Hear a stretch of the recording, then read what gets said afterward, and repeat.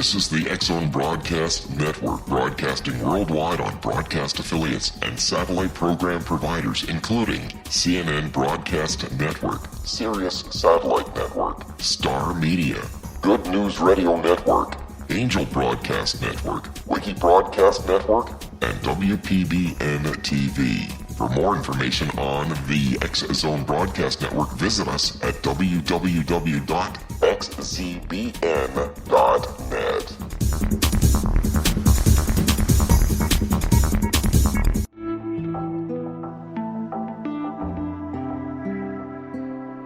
Take a step back in time and discover old Florida cuisine at Marsh Landing Restaurant in Fellsmere. Enjoy delicacies such as frog legs, gator tail, catfish, and swamp cabbage, or enjoy the more traditional cuisine like hand-cut Angus steaks, ribs, and seafood. Join us for breakfast with a southern flair featuring sweet potato pancakes, biscuits and gravy, and much more. Planning a party? Marsh Landing's private dining room can accommodate groups from 8 to 80 people.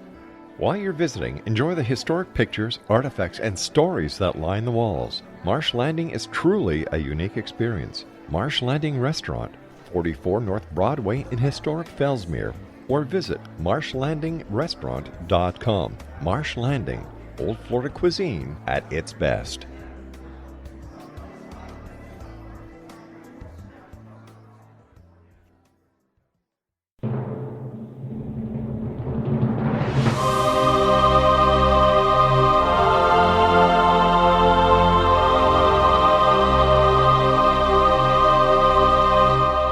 The Science of Magic with Gwilda Wiyaka is largely an opinion talk show. All opinions, comments, or statements of fact expressed by Gwilda Wiyaka's guests are strictly their own and are not to be construed as those of the Science of Magic or endorsed in any manner by Gwilda Wiyaka, Relmar McConnell Media Company, its affiliated networks, stations, or employees.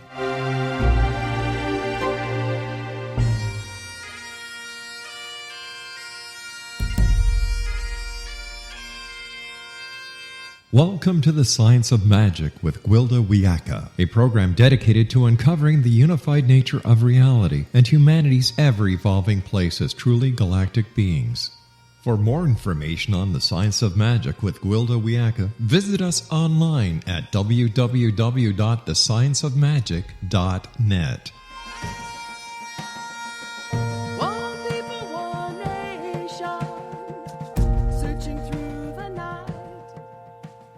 Welcome to the Science of Magic, a place where science and magic come together to transform fact into evolving truth. We're proudly coming to you through the leader in paranormal broadcasting, the X-Zone Broadcast Network, xzbn.net, and can also be found on our website, thescienceofmagic.net. I'm your host, Gwilda Wiyaka. This hour we'll be exploring all of our relations. As a species, we're in the middle of a crisis larger than we've faced in recorded history. We've gotten too big for our britches. We've compensated our numbers by robbing Peter to pay Paul until we're about to go bankrupt on all fronts. We're a pushy race. We've pushed our economy, giving it artificial shots in the arm until soon will no longer be able to sustain itself. We've pushed medical science until we're so reliant upon drugs, the amount spent on pharmaceuticals and health care is staggering. We've pushed our birth rate and life expectancy until the planet can no longer sustain our numbers. The growing population makes feeding all of us a challenge, so we push our plants through hybridizing and genetic modifications. We push our soil with chemical fertilizers, combat insects with pesticides, all with no regard to the long-term effects of the toxic soups we're creating. We compromise all of our Earth relations by our overgrown presence and disregard for the well-being of the natural world. All other life cooperates with the natural order. All of our relations maintain a balance in numbers until now, when human habitat encroachment threatens the continuance of many species. Many of us are blissfully unaware we're about to hit a brick wall. If we don't rein ourselves in and find other options, the natural world will eventually make the correction for us and glean the human herd. We can all find someone to blame, be it developers, oil companies, farmers, or politicians. But unless we each take responsibility for our part, and believe you me, we all have one, no lasting solution can be found. Instead of polarizing against each other and pointing the finger, we need to work together, finding new solutions to problems we've unwittingly created. About a month ago, I interviewed a beekeeper who is so much more than meets the eye. In the course of our episode, it became clear he was not only a generational beekeeper, but a remarkable individual in a position to offer leading-edge information about the current state of affairs. He brings to light a situation none of us can afford to ignore. During the course of the hour, we barely scratched the surface of the monumental issues at hand. Bees are literally dropping dead, downed by an invisible agent. While we do need our bees to make honey and pollinate our crops, the problem is much larger than the bees. What these tiny industrious relations are pointing out is a much more wide-ranging problem that must be addressed for the continuance of us all. Once I recognized the depth of the man's knowledge, his altruistic nature, and the value of his message, I asked him to come back for a second episode and share more with us. He has generously agreed. As a result, we're about to embark on part 2 of the Science of Magic episode on stewardship, All of Our Relations. Our returning guest, George Scott, is an environmental and agriculture entrepreneur, a committed advocate for farmers, livestock producers, and independent family businesses. George has run a series of successful environmentally focused businesses, including chemical and soil remediation, irrigation systems, wind and solar generation, and beekeeping. As a registered beekeeper for more than 25 years, George is a passionate advocate for beekeeping as a critical component of Ontario's agricultural success, now and in the future. He's a member of the Niagara Beekeepers Association. George founded the Niagara Beeway, dedicated to the protection and preservation of Niagara honeybee population. George is a patent holder for the vertical wind axis turbine, a unique technology that won the prestigious Niagara Entrepreneur Year of the Award. After this commercial break, I'll introduce George, and together we'll explore some grave modern-day problems we all face and the solutions to be found through cooperating with all of our relations. This is timely information, is very impactful to us all, so don't go away. You're listening to The Science of Magic. Prior innovative episodes can be found on our website, thescienceofmagic.net.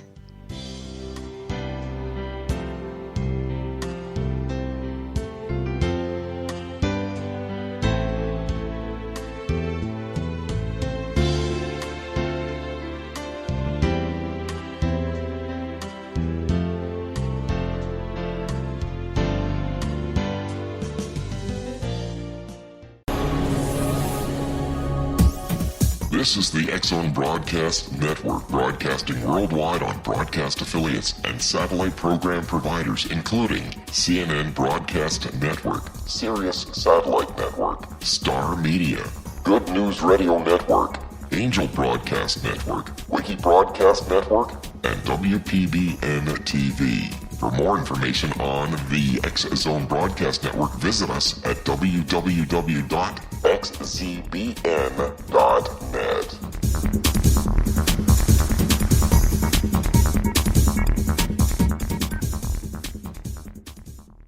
How would you like to be able to read other people's minds? Well, the next best thing is here. When you know how to read a person's name, you know how the person thinks, feels, and behaves.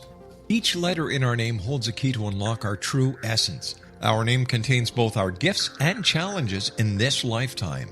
Nemology science discovers personality secrets hidden in the placement of the letters of our names, including the first and last impression people remember about us. Sharon shows us how to interpret the arrangement of letters as outlined in her book, Know the Name, Know the Person. Sharon Lynn Wyeth created nemology science after 18 years of research and testing her theories, and has supported thousands of people around the world in understanding themselves and others better. You'll enjoy Sharon's unique teachings as she shares her system to learn the gifts behind your given birth name. Even if you don't like your birth name, there are jewels in this book. If you're thinking of changing your name, ready to name your child, or wanting to get along better with others, this is the book for you. If you'd like to improve your relationships and change your life for the better, get the book today, Know the Name, Know the Person, or visit www.knowthename.com. That's www.knowthename.com.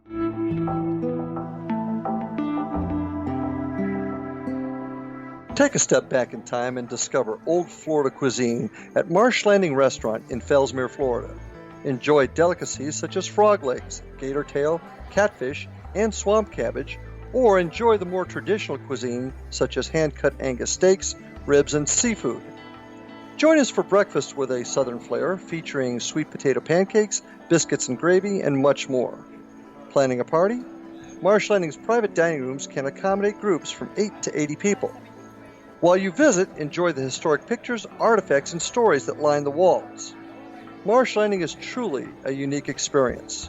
Marsh Landing Restaurant, 44 North Broadway in historic downtown Fellsmere, or visit marshlandingrestaurant.com.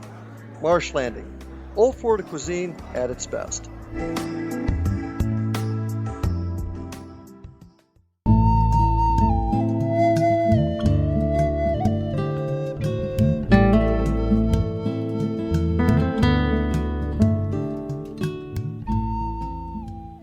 Welcome back. This is the Science of Magic, dedicated to unification and evolution of consciousness.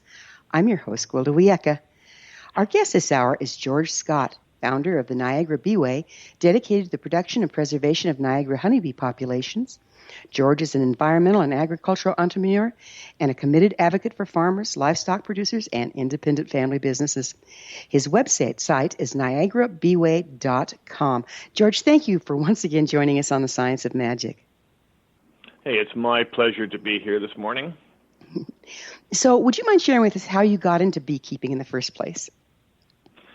Well, I think I got dragged into it because every generation of my family, as far as we can go back to the cave, produced one of two things, either a Irish Roman Catholic priest or a beekeeper. And since I never heard the word from the big guy up above, I'm a beekeeper.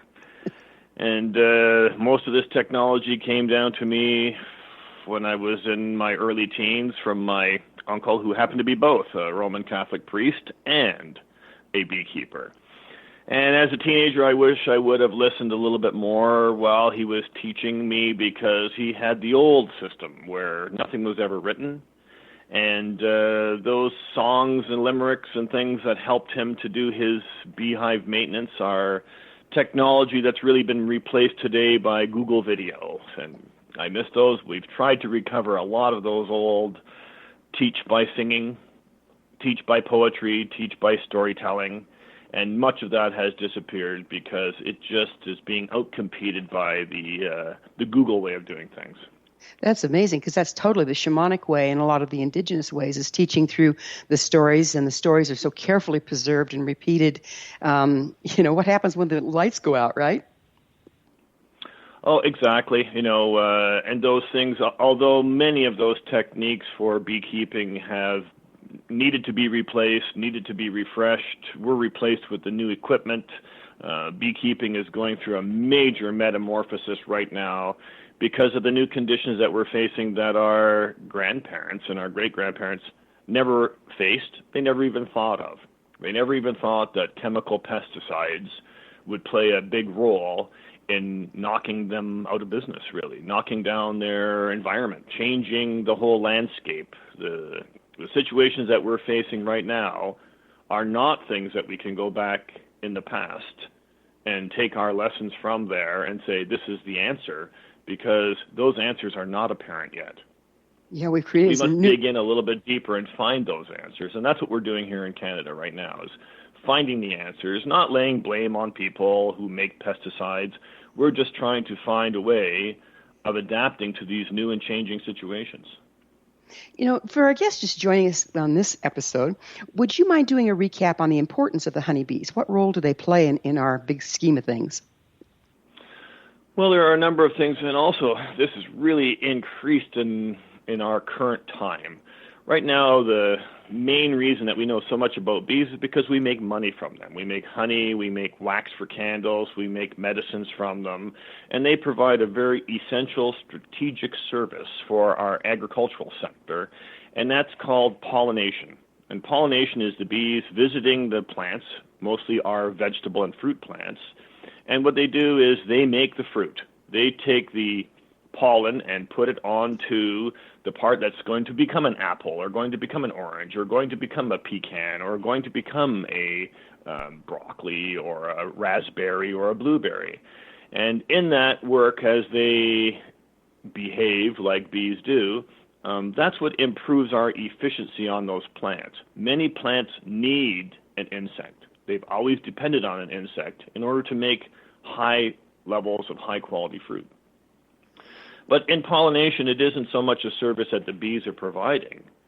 Pollination, if you were to say that to a bee, it wouldn't make any sense to him because what he's really doing, or she, is feeding their young. Pollination is the act of going out and collecting that pollen and nectar. And the only time that they go and do that is when they have young. So feeding their young is the condition that we try to manufacture as behavior manipulators, as beekeepers. That's what we are. We change their behavior so that they have lots of young, so that they're very healthy colonies, so that they want to go out and visit every single plant, every flower that they can, and then we prosper because several days later or months later, we get to pick our raspberries, we get to pick our strawberries, and the yield improvements are more than double. If you're a blueberry grower, you're looking at blueberries just by the wind and other insects and other things. An acre will make you about $4,000 worth of blueberries. If you put bees in there, your $4,000 of yield goes to $12,000. The value of bees to a blueberry guy is a business. That is a real business decision. Not having them is like removing labor from anything that you do. And it's a very highly efficient labor. Some things that other insects just can't do. That's why bees have survived today with man. Bees are more than 50 million years old without change. We have learned how to adapt them, how to feed them, how to take care of them over winter, how to move them around without really damaging them. Now we're running into some new conditions here today where we are interfering with their young. We are adding an insecticide into their equation. And in there, it has changed everything. And year after year, we are getting smarter at this.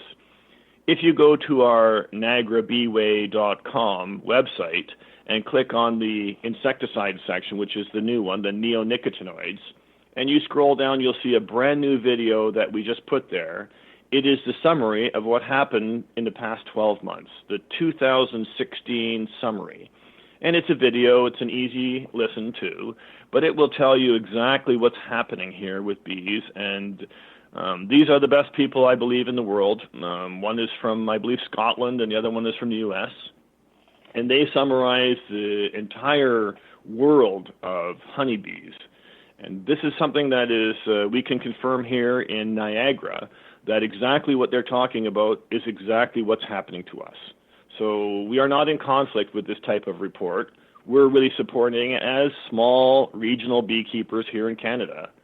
We're supporting exactly what the big bee researchers are saying, that their experience and the way they've eloquently put it down into a video is exactly what's happening. So I would say that rather than letting me turn your ear into cauliflower talking about it, at your leisure, clicking on to that video, we'll give you a fairly comprehensive education in what's really up to date today in the bee industry. And that's on your website, NiagaraBeeway.com? Yeah, just go to the neonicotinoids section and scroll down a little bit, and you'll see the 2016 bee experience. Click on that, and it will run a little video for you, and you'll hear a couple of gentlemen talking, and that will really educate you as to what the most current issues are, and really it prioritizes them so that you're not really worried any longer about, is your cell phone hurting the bees? Is it climate change? Is it loss of habitat? This little video will help you to focus in on it, as well as we are putting the actual technical studies on that were published in November 2016 from Environment Canada. And on there, it's a little bit more technical, but it will give you the most up-to-date data as to what's happening in bees. So you're not 3 years behind schedule. And that really is the objective of Niagara Beeway. It's all about awareness. It's not to blame the farmers, but how to go into your own household and say, what am I doing here in my household that's demanding the production of these insecticides? I'm demanding these strawberries. I'm demanding the groceries. I'm demanding these prices. I'm demanding these things here. And that forces the farmers then to use these particular chemicals. It's all about consumer demand. If there was no consumer demand, farmers would not be using these chemicals. There would be no residual in our waterway. It isn't the farmers who are to blame. It's our demand and our consumption. And that's all about awareness, because if you don't know, how can you ever make change? So that is really the mission of Niagara Beeway, not just to do our planting, not just to teach the young apprentices, not just to improve the successional nectar provision, but to make the average person who's living in a household understand that his household sprays, the foods that he's eating, the services that he's demanding are the cause of the problem. And that way he can make some choices, because our lives are all about choices. If you can choose one way or another, if you know that there is a choice, then that's a cognizant choice of how you want your environment to be. And I think that that's been missing ever since the introduction of DDT. People didn't understand about DDT. It had to have a government step in. In this particular case of neonicotinoids, I believe it must be a consumer step in. I don't believe that the government or the chemical companies or the farmers will step up and say anything, because the market is demanding it. We as consumers are the cause of this problem. So if we're, as consumers, part of the problem, we end up voting with our dollar. Is that what you're seeing is going to change the issue? I guarantee you, if you go into a nursery to buy plants to plant in your backyard to make a butterfly garden, and you see the nursery's beautiful plants, not a chewed leaf on them at all, and you ask the nursery seller, right at the cash register, while you got your money out in your hand, you ask him, is this plant been treated with neonicotinoids? Did you dip the soil in here? Did you spray neonicotinoids onto the plant that I'm about to buy and move to my home? If the cash register girl, who you know doesn't know the answer to this question, if she says, wait a minute, I'll get the technician, and she brings out the grower from the nursery or the buyer, and they say, yes, it has been treated, and you put your money back in your pocket and walk out of the store, I guarantee you the next time the buyer goes to buy plants from his wholesaler, from the greenhouses that make these plants, he will now insist on neonicotinoid free. You have solved the problem by putting your money back in your pocket. You're not sending your money to Niagara Beeway so that we can lobby for you. You have made a cognizant choice to say, I don't want to have neonicotinoids inadvertently placed into my backyard. I don't want to have a plant like that. I want to go to a nursery that supports this without that particular chemical. If that means I have to pay 5 cents more for a plant that I know that's safe, I'm willing to pay that 5 cents more. And that is the equation for success. You walk in there into the grocery store and you put your broccoli on that little rubber belt that's moving up to the cash register girl, and you ask the cash register girl as you're checking your groceries, is neonicotinoid present in my broccoli? And you know the cash register girl cannot answer your question. She cannot answer that question. So she we calls have to the produce manager. We have to go to the people that can answer the question. But how much, I've about a little less than a minute left here. How many of us do you think it's going to take doing that to start to make a difference? I don't know, 20 people went into the grocery store in Burlington after I made a presentation there, and the cash register girl hit the button and said to the produce manager on the speaker, we've got another one here. I love it. We're going to have to take that promised break. George and I will return to our discussion on the flip side. We're coming to you through the X-Zone Broadcast Network. Don't miss the other fine shows and hosts on xzbn.net. You're listening to The Science of Magic. TheScienceOfMagic.net. I'm Gwilda Wiyaka. There are more revelations to come, so don't you go away.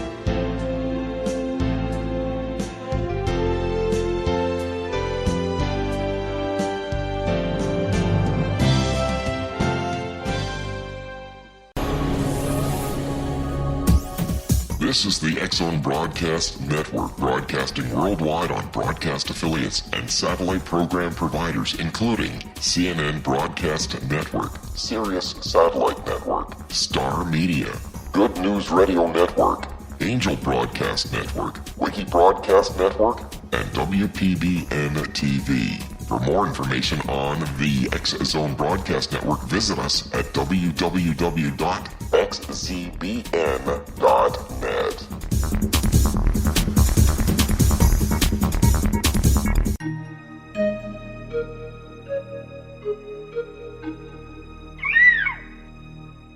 While science pursues fact, magic accesses the quantum level, bridging random facts to form truth. As long as science and magic remain separate and polarized, the truth cannot be known. I'm Gwilda Wiyaka. Join me on the Science of Magic radio program, dedicated to unification and evolution of consciousness. During each episode, I'll be speaking with experienced and respected scientists and mystics. From astrologers to astronomers, from medical doctors to shaman, the scientific method to dowsing and intuition, we'll weave together information from seemingly divergent practices to promote unity and enlightenment. Join me, Gwilda Wiyaka, and the Science of Magic right here on the Mutual Broadcast Network. For more information, visit www.thescienceofmagic.net. Gibbs A. Williams, Ph.D., is a practicing psychoanalyst, supervisor, researcher, and author in New York City. Much of his life has been dedicated to understanding nature and the uses of meaningful coincidences or synchronicities. His radical and original non-Jungian, non-mystical, non-magical theory of synchronicities illuminates much of the fog surrounding this challenging and perplexing topic. His ideas and manners are fresh, presented in a style that is both entertaining and highly informative. He is also an expert on crisis intervention, specially focused on violence reduction for the police and citizens, mastering anxiety, frustration, and stress without the use of medication, and effectively preventing and treating heroin addiction. Dr. Williams can be contacted at his email address at gwwilliamsny11@aol.com or visit his website at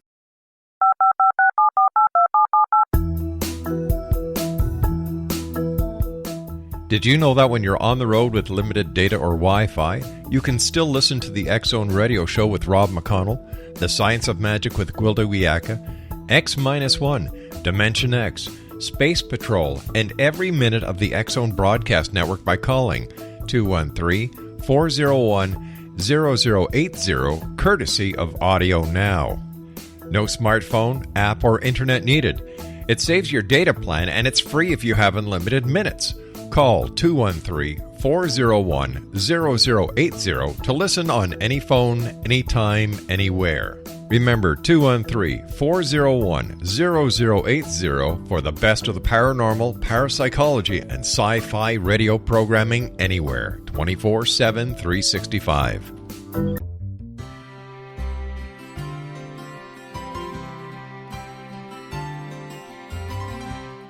True healing must address 4 levels: physical, emotional, mental, and spiritual, for us to live joyful and productive lives. We tend to treat 3 of the 4, leaving the spiritual languishing. If you're tired of the same dysfunctional patterns cropping up in your life, soul balancing is for you. Trixie Phelps, owner and founder of Soul Balancing, is a naturally gifted energy healer trained in numerous esoteric forms, including shamanism. Trixie has created a powerful modality that safely and effectively clears your energetic field. A soul balancing session can remove interference, heal trauma, and restore your hope. Contact Trixie for a life-changing long-distance session today, www.soulbalancing.world.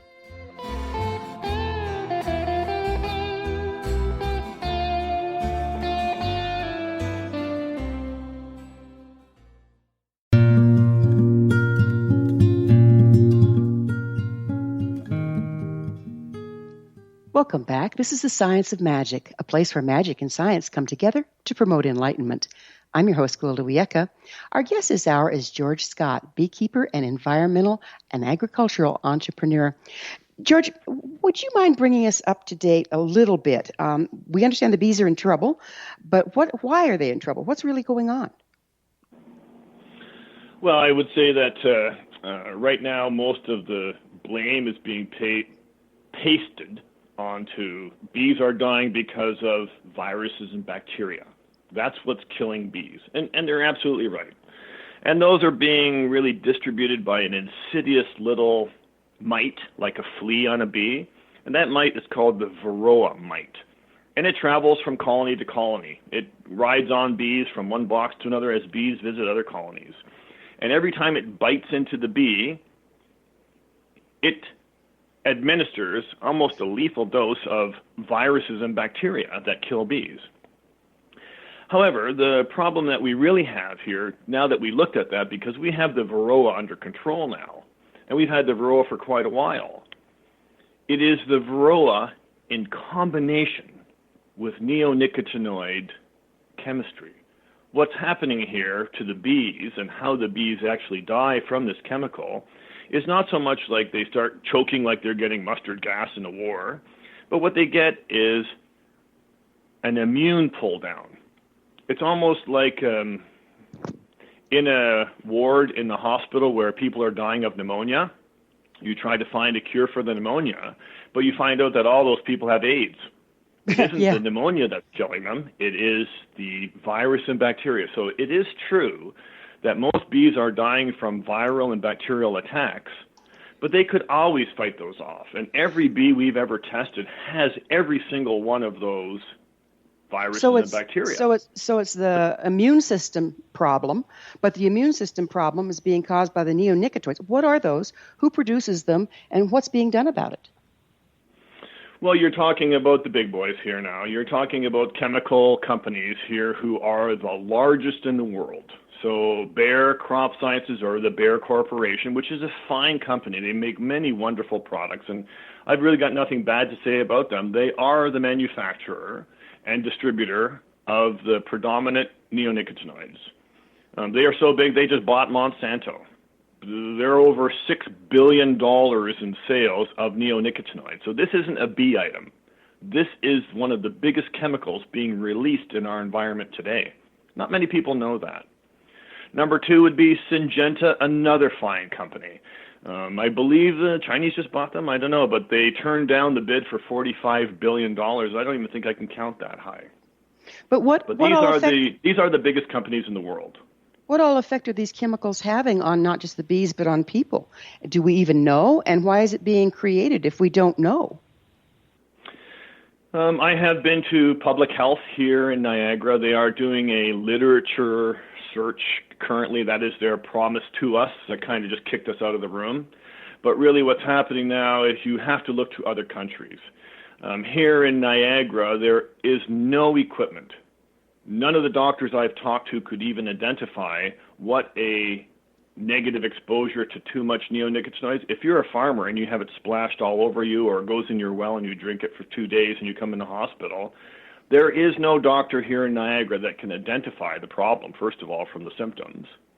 And number two, even if he sent you to the lab to be tested, there is no lab in Niagara that can test for this to even identify it at its lethal level. So it could be there in a lethal amount, but there is no equipment to tell you that it's there because it's too new.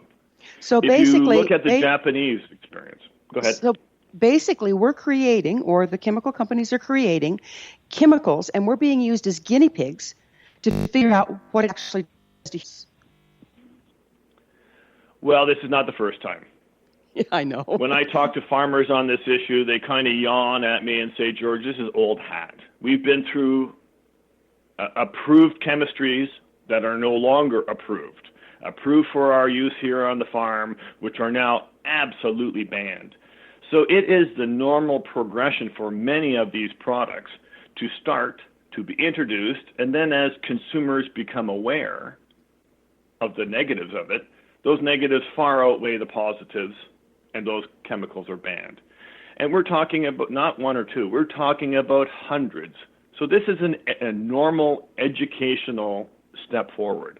You release a toxin in there, and you find out it kills all the eagles and all of the geese. And you discontinue using it because you value those creatures. What's happening now is we're now capable, because of our efficient distribution, we can get a neonicotinoid insecticide spread across this planet in a 10-year period, unlike ever before in the history of man. And that is scary. You know, I come from a long line of police officers and pilots. And my uncle and several other family members were crop dusters, you know, and they sprayed, among many other things, DDT. 201, even though they're not genetically related, mind you, they came down with MS. Now, I've also had numerous Native American teachers and friends that were doused with DDT when they were put in the orphanages. They also ended up with MS. So what are we looking at with this neonicotinoid thing? What's starting to show up with it? Well, let's look at the chemical itself. What does it really do? It is a neurotoxin. So it is after your nervous system. The same nervous system that a human being operates is the same nervous system that a bee or an insect operates on. And what this chemical does is it migrates very quickly to the nervous system, and let's say, for lack of a more comprehensive scientific term, it paralyzes your nervous system. So that's exactly what's happening here. But at small doses, this product, and where I would really like to see more study time, is in those neurological disorders that we're seeing here in Niagara. Since this chemical was introduced in almost all of our food and now it's in our water, our incidence of Alzheimer's style dementia diseases in our old people has skyrocketed. Our neurological disorders with our children, let's call those, for lack of a better term, ADHD or autism spectrum disorder, which is a very broad word.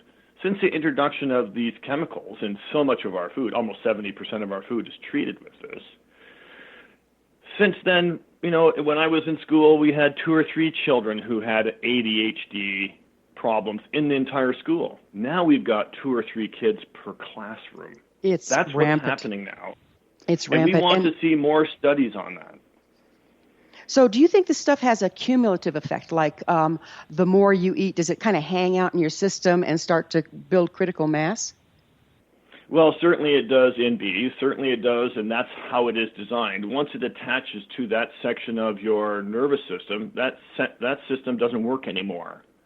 So our nervous systems in a human being are quite broad, and we can rewire. Many people are injured and have to rewire and learn how to walk again, learn how to talk again. A stroke would be an excellent example of how you've lost one section, but all of a sudden you can fight back and you can learn how to do it again. Neonicotinoids are designed to do that. Neonicotinoids are designed to knock out those sections of your nervous system or of the insect's nervous system. And many people say, well, you don't have to worry about this because this is at such a low dose, it can't hurt you. So, you know, you are larger than a bee, you are a human being. However, this chemical is only going to go to your nervous system. That's where it's going to go, and it's water soluble, so it's in your blood. You're digesting this thing, and it's going into your blood. Does it hang there, or do we have a way of getting rid of it? Once it's attached to your nervous system, it's not going anywhere. That's what I was afraid of. This is one of the few chemicals that can pass through a because man has this, we have evolved. It's called the blood-brain barrier, which means you can have a bad gash on your leg out in the middle of the wilderness, and it can become infected, and you could be dying. You can't walk anymore. You can't move anywhere. However, it doesn't affect your brain. You can still pull your cell phone out and call for a medical helicopter, and you're saved. The blood-brain barrier stops that infection from going in the blood, in your leg, in your circulation, in your muscles.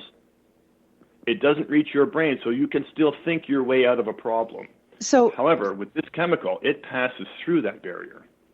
If this is passing through the blood-brain barrier, I mean, very few things do that. If it can actually pass through the blood-brain barrier, hang out in our brain, why is it being used? If we know this, why is it being used? Well, I think like many chemicals, we just don't have that negative reporting data from the incidence of problems. And where it does come up, it's being very controversial, fought over. You'll hear things like, no, the biggest problem in bees is the varroa mite. Well, the biggest problem isn't that. But if you are told that, your awareness now is skewed. You are no longer capable of making a decision. You're going to go to the nursery. Like you mentioned, this is a multi-million-dollar industry. How much of that skewed perception is being intentionally propagated? Oh, there's a lot of literature written on that. I come from the chemical industry. I'm a formaldehyde guy. I've been the president of a multinational chemical corporation since 1996. We have a way of twisting everything around so it works our way, because if we don't do that, we're out of business. So when we sell formaldehyde and we tell you that it's good for you, that's because it's good for us. And that's no different from anyone who's in the chemical business, whether you're making an insecticide or a gasoline additive. You want to say that it is safe. And in some cases, it's safe because there is no absolute controversial science on it, because you take steps to suppress that. That's the most effective way. And as mankind, that's what we've done throughout our entire history. Well, you don't know, you just say it's okay. We're about to run out of history, aren't we? If there's no data, though, to say of the negative effects, how can you prove it? Well, if you keep taking all of your scientists and who are starting to investigate, say, the effect of neonicotinoids on children, and because you are a billion-dollar corporation, you give that scientist a new job in a different university with $1 million salary, you've just gotten rid of $2 million worth of negative advertising by giving people good jobs in different fields. And I have seen that over and over again. I've had even my best testing staff cannibalized in that method. I've lost people who had excellent jobs, a great reputation. They were given offers from other companies and they were scooped away, and all of a sudden the neonicotinoid research lost its top person. And that's not uncommon. That's very common. So that's a problem.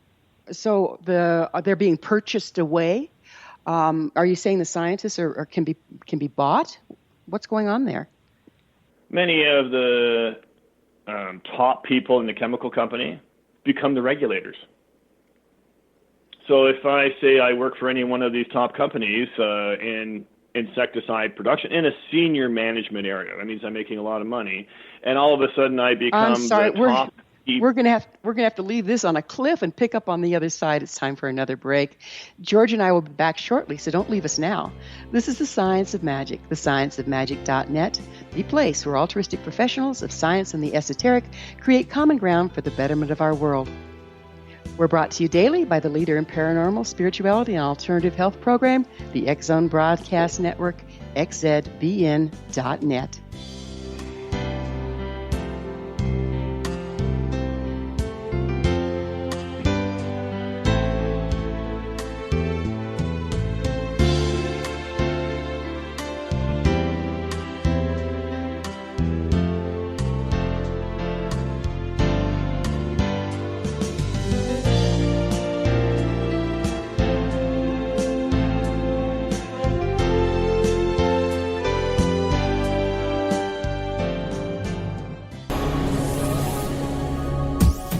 This is the X-Zone Broadcast Network, broadcasting worldwide on broadcast affiliates and satellite program providers, including CNN Broadcast Network, Sirius Satellite Network, Star Media, Good News Radio Network, Angel Broadcast Network, Wiki Broadcast Network, and WPBN TV. For more information on the X-Zone Broadcast Network, visit us at www.xzbn.net.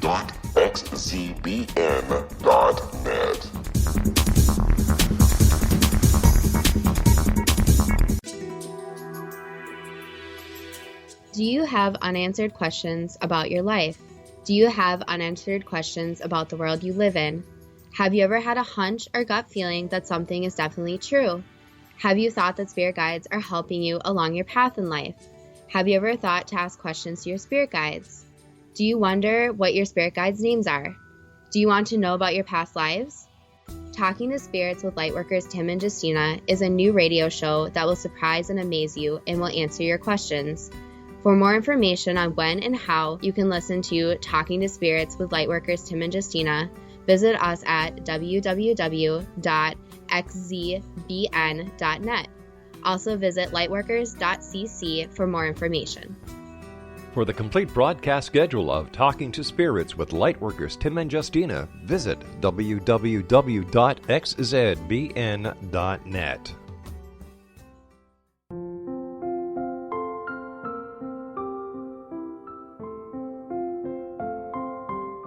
I am Dr. Carl O'Helvey, founder, president of a new cancer foundation focusing on evidence-based physical, mental, and spiritual interventions, including natural cancer cures, prayer, meditation, affirmations, nutrition, and other related holistic cancer prevention and cure modalities. These are used in cancer education, research, and financing care. I ask for your help to continue this important work by donating at www.holisticcancerfoundation.com.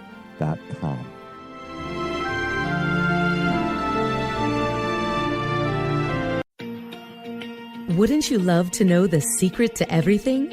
Well then, meet Dr. Kimberly McGeorge and her cutting-edge breakthrough knowledge that combines science with possibility. Dr. Kimberly brings real-life answers and healing to those open to alternative solutions. She teaches solution-based programs and classes that will change all areas of your life forever. Specializing in conscious creation, intuitive readings, and energy medicine, you can rapidly shift health, relationships, business, and money and abundance challenges quickly. Receive her best-selling book, Secret to Everything, at no cost by going to secrettoeverything.com/X-Zone. That's right, transformation can start now. Just go to secrettoeverything.com/X-Zone and receive Dr. Kimberly's book for free. Little children aren't the only ones afraid of the dark. Millions of soldiers return from war zones with PTSD, anger, frustration, fear, and loneliness, much of which surfaces during the darkness of the night. You have the chance to change the lives of these American heroes. Songs and Stories for Soldiers.us provides free MP3 players for these men and women. With a list of 3 million songs in 16 different styles, 100,000 audiobooks, and 30,000 old-time radio programs, every veteran can find something to soothe and comfort them at no cost. All our players contain an 8-hour audio program designed to help veterans fall asleep. With 1,500 plus vets now participating, it's our goal to deliver 10,000 audio players this year. Go to our website at songsandstoriesforsoldiers.us. Help us help a veteran make it through the night.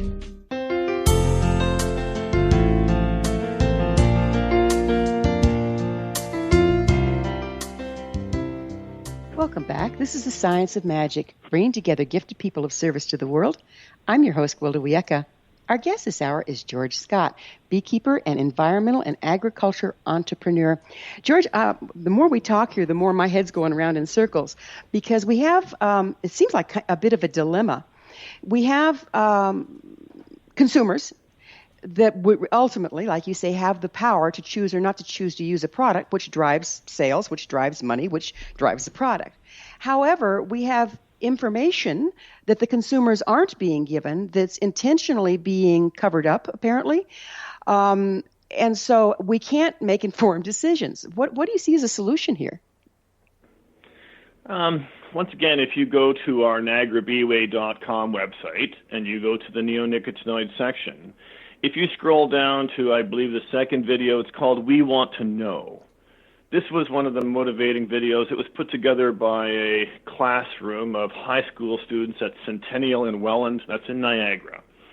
And what they told me was, how come we can't find, if this stuff is so safe, how come we can't find how much is in our cornflakes? This is used on corn. It makes better corn.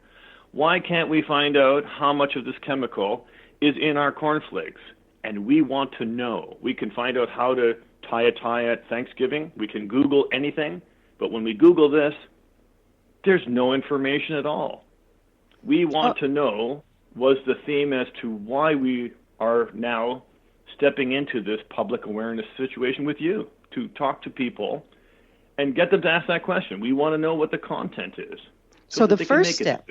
The first step is to demand the information that we do not have. The step even before that is recognizing that we don't have all the information. Exactly. I don't care about cholesterol and salt. I don't care about fat or trans fats. I'd like to know how much pesticides in there, not to have someone testing 3% of the food like our food inspection agency, 3% of the food coming in here. Why does everybody tell me how much salt I'm putting in my diet when I'm really interested in some of the other chemicals that may have reasons why I wouldn't buy that food or feed it to my children? Hey, George, if we eat organically, are we assured that we're avoiding this stuff? Unless you test it. The term organic is so broad and so unrefined, and the test methodology for detecting this is impossible. I could sell you organic everything and have a high content of these insecticides, and there's no way that would ever come back onto me as a liability, ever. As a grower, as a seller, as a profiter. Wow, we've got one big modern mess going, it sounds like. How important are chemicals in farming? I mean, how necessary is this? Well, many people are scratching their heads now saying, do we really need this? And here in Waynfleet, I have talked to many of the grain growers, and the beekeepers and grain growers, we're not in conflict here, we're neighbors. And some of the neighbors have gone and said, I've asked them, I said, how important is that to you? And they say, well, we've had good success with this. And I said, well, have you ever tested the soil to see what happens or what the residual is, or if there's already what you bought over the last 10 years, if there's enough in that field that you don't have to buy it anymore? And they said no. So I said, well, why don't you try out of your 5,000 acres, why don't you try 100 acres and don't use this material and see if you have any losses? They didn't use it, and they didn't notice the difference. Wow. So it isn't critical to our farming. This is only 10 years old, and there wasn't like a lack of farming previous to this point. And millions and billions of people have been fed by farming without this chemical before it was invented. And this isn't the last chemical in our lifetimes that we're going to face. So to say that anything is critical and our farmers will be all bankrupt, I'm not sure that's true. And I would support this chemical, if all of our farmers were making millions and millions of dollars more by using it, but they're not. Well, let's go back to the bees. Let's go back to the bees a little bit. We've heard about the cell towers and the wind turbines also affecting them. What percentage does that have effect on the bees? They're not even related. That's not even related. That's like someone saying Eskimos build igloos that's damaging to people in Los Angeles. They're not related. They're not. There is no effect of a wind turbine, and it's 1 megawatt of power on a honeybee or colonization. There is no effect. No honeybees are located within there. No honeybees would locate and colonize in a wind turbine. That just doesn't happen. It is not convenient for them. They avoid that. It's like you wouldn't have a nursery on a highway. Those Let things the kids play in the traffic, happen. right? Right. Speaking of which, you're a patent holder for the vertical axis wind turbine. What drew you to develop it, and how does it work? Well, it's very much more efficient than a propeller. The problem with the wind turbine industry as we saw it is big is beautiful because you can make a megawatt. However, what we found was having something that ran more consistently and was attached to your home, especially here in rural Niagara, something the equivalent of a 2 or a 4 horsepower motor that gave you electricity was enough to run about 80% of everything that you do. Your freezing, your microwave, your communication systems, recharging your car, your batteries. A little 4 horsepower wind turbine was adequate to do all of that. Not take you off the grid, but certainly enough to accentuate or reduce your hydro bill here. Well, how do they compare to the propeller turbines? What's the difference? Well, they're more efficient. So they start up at a lower wind speed, and they have a capability of transforming from one phase into another. So they move in from like what they call a Savonius, and they move into a different type. They are shape-shifting to take advantage of the wind. And they're much safer. You could walk, an 8-year-old kid could climb up a tower and touch it at full speed, and it would only repel him. Versus an 8-year-old kid climbing up on the tower of a propeller, it would cut his hand off. So we like the safety aspect, we like the efficiency aspect, but the corporation now has moved away from that because wind power generation has really come under a negative light here in Niagara. The market for wind generation, even though they spent over $300 million in the last 2 years, the whole outlook and the sales for wind turbines are not profitable for the corporation. So we're not promoting that any longer. It is, you're talking about a $4,000 or $5,000 piece of equipment that's equivalent to the production of your lawnmower motor. So we don't believe that there is a future in that type of wind turbine efficient, regardless of how good it is today. There are many other ways of getting around it. There may be 5 or 6 years from now a big change. But as we see it today, we have much more profitable things to do as a corporation and much more societal benefiting things. We can bring some better organic solutions, and that does take money, and it does take people. And that's where we're devoting all of our people. Many of our people now, we are scavenging them out of the chemical company, and we're putting them into Niagara Beeway because they are the best people. And we want the Niagara Beeway really to succeed in the years ahead. We're looking at building a $5 million facility here in order to promote, in order to make people aware, in order for kids of the future to be able to understand bee parts, bee pests, bee products, be proud, bee behavior. We want to be able to teach those things. And that's why we're committing this now. And, it's big for us to commit, $5 million and a year's work to put a facility in here. But that's something that we feel has been done in other places in the world very successfully. And we feel that there'll be a very good margin of success for us. And we believe that this project has merit. So you also founded an L3K, non-for-profit corporation focused on environmental preservation and native species protection. Is this the same company, and are the goals the same there? Not at all. That was our first step. When we first stepped into this whole area, what we wanted to do, what we saw was really the loss of habitat. And the foundation was brought in before the release of neonicotinoids. So it is older.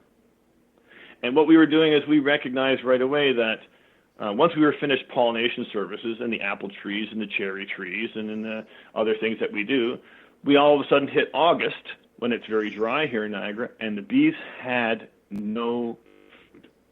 We weren't growing clover flowering during that time. We weren't growing any crops there. So the bees started to eat their own honey just to stay constant.